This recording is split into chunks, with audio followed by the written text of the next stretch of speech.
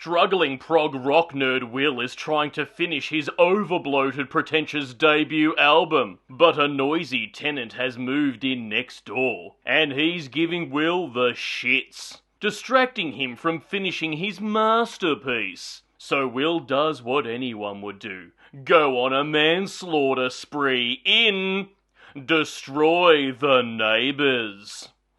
Hello there, you loose units, and welcome back to another episode of Spicy Ball Reviews. I'm, of course, your host, Andrew Iles. That's right, Destroy the Neighbours, directed here by Josh Forbes, known for directing a bunch of music videos and horror movies Decay and Contracted Phase 2.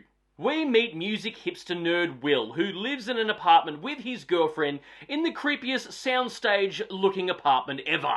For years, he's been struggling trying to finish his first progressive rock operatic debut album, spending every waking moment he can in his home studio trying to finish it. We meet all of the misfits who live in this apartment building, annoying Will, getting in his way, obstacles if you will, while he's running late for work, where his occupation is working as a musical technician in a recording studio for the most douchiest of bags of musicians who are more successful than him. Will is so close to finishing his first progressive rock album, he can taste it. That is, until the neighbour from hell moves directly next door, a neighbour by the name of Vlad. He speaks with an Eastern European accent and looks like Gimli from Lord of the Rings in his downtime between spelunking for gold. Vlad has shelved all the pingers because he's up all night playing really loud rave music and lifting homemade weights. But Will's having none of it! He eventually nuts up and confronts Vlad, and that's where things go tits up. He accidentally murders Vlad the silly duffer,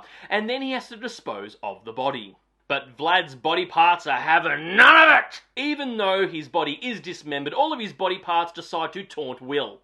And a farcical manslaughter spree ensues. Things go from bad to worse and the bodies start piling up around Will, but the body parts don't stay dead. They tag along and join William for his progressive rock adventure. They become hangers-on for Will, partying, taunting him, and mucking around, which just drives him insane. This film is pretty much an hour and a half of a show reel for the effects department, with its immense use of awesome gore, puppetry, and gross-out humour. It's chock full of dark, self-referential cynicism, and it's absolutely batshit crazy. This film was also produced by Ted's best friend Bill himself, Alex Winter, who is also the actor who plays Vlad under heavy prosthetics.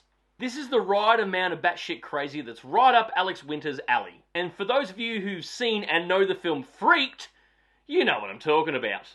Alex Winter has become a prolific producer and director in his own right after he left The Lost Boys. Our protagonist, William, played by Jonah Ray, is the perfect encapsulation of pretentious Triple J hipster douchebag. He's not very likeable, not that he's meant to be, but he does learn life lessons by the end. Character development! This film is absolute madness, coming across as a bit of a mix between Nothing But Trouble and Psycho Gorman. The film is not for everyone, I'm going to be brutally honest with that. In fact, it's not for many. But for those of you who will love it, you will love it immensely. And for those of you who don't love it, you just won't get it. I didn't mind it, honestly. Again, it was good to see all the gore effects and puppetry. It's kind of, like I said, aforementioned, an hour and a half show reel for that sort of thing. But in all honesty, I was kind of bored in most parts. Especially before the climax. By then, I just didn't give a shit. You can definitely tell that this film was heavily inspired by early Peter Jackson. It's okay, honestly. It's definitely the most Shudder original that ever originated.